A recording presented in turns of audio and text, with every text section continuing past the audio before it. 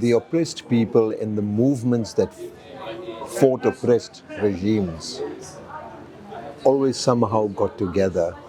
And because we shared experiences in struggle, we'll always have sympathy and support people who are struggling for their freedom. And so even before we got our democracy, there were always informal relationships. He's celebrated around the world. There are many movements, including in South Africa, that are fighting for his release.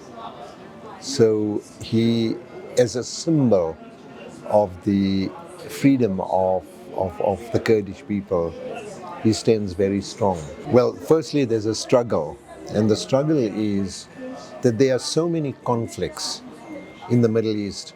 So it's extremely important geopolitically. The location of the Kurdish people here in Syria as well as in Iraq is very important. And if Öcalan could be released, that would be, in my view, the point of no return, the tipping point.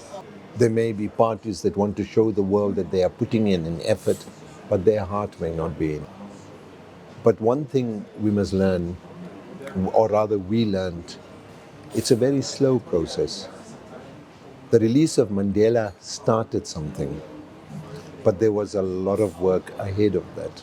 And 30 years after that event, we're still struggling in certain areas.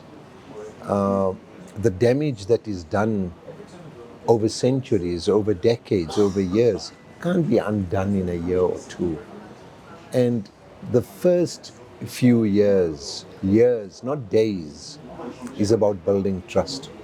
You can't expect to undo it with just one discussion or freeing Öcalan.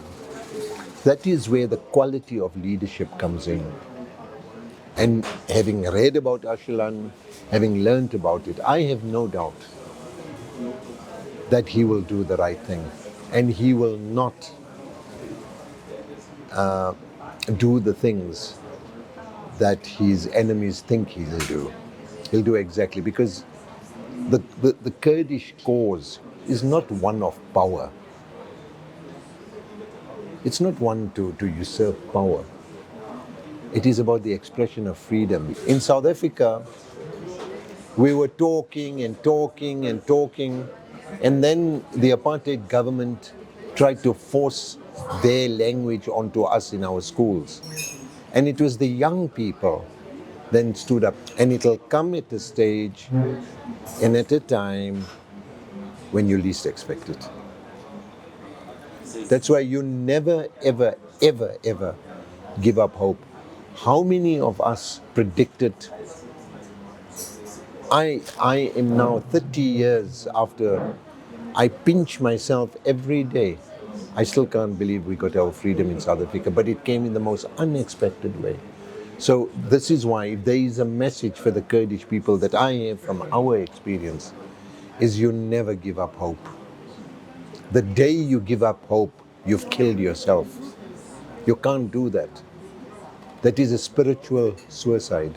You can't do that. You keep on going, and it'll come.